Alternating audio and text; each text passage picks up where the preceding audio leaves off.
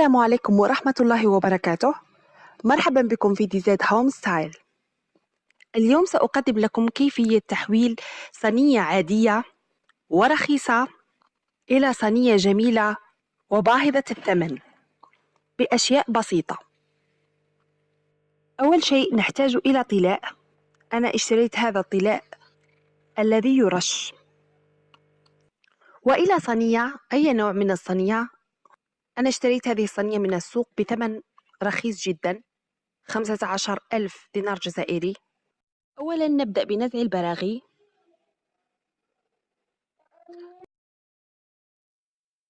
ثم نبدأ بطلاء الصينية هكذا، وليس ضروري أن نطلي كل الصينية، فقط الجزء الذي نحتاجه.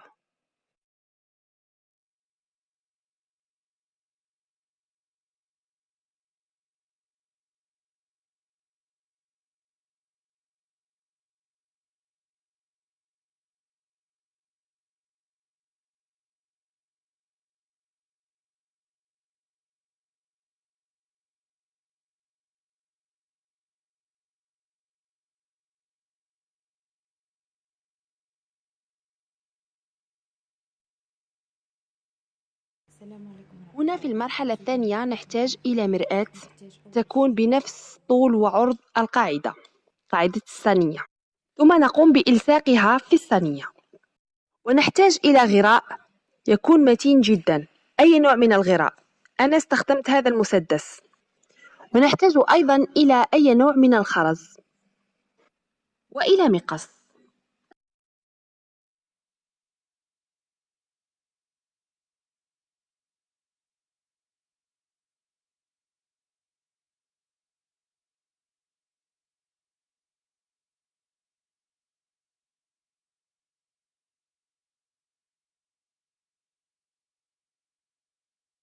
نبدأ بإلصاق المرآة.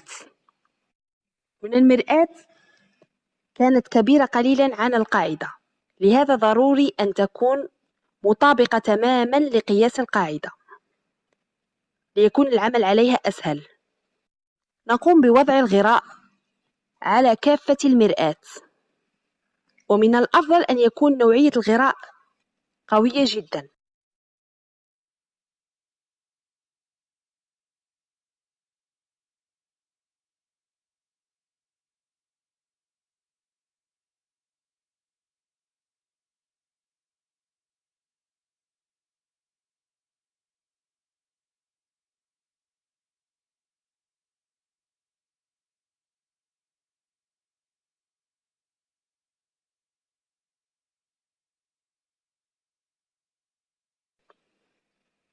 ثم نقوم بإلصاقها جيدا وندعها تجف.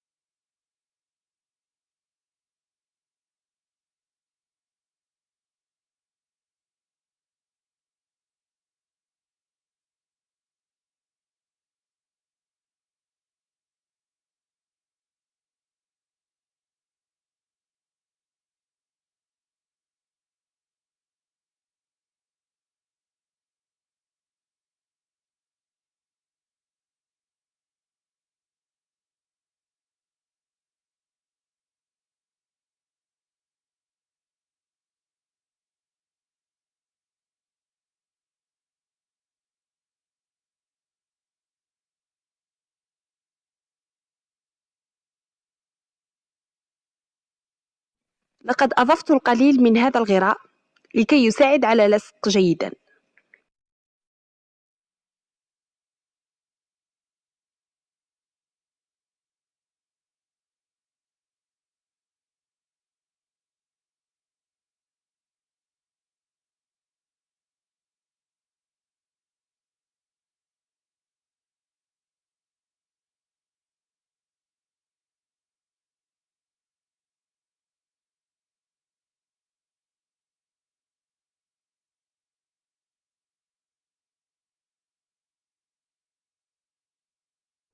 ثم نتخلص من زوائد اللصاق أو الغراء.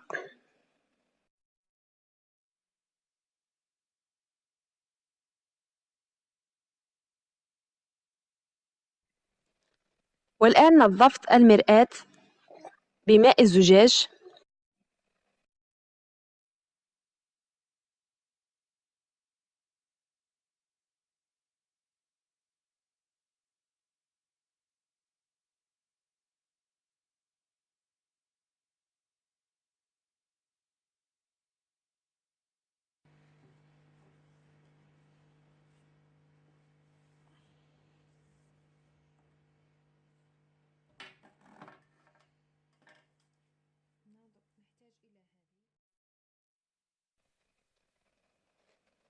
نبدأ الآن بإلصاق الخرز. نقص القليل من الخرز ثم نقوم بإلصاقه على جوانب الصينية.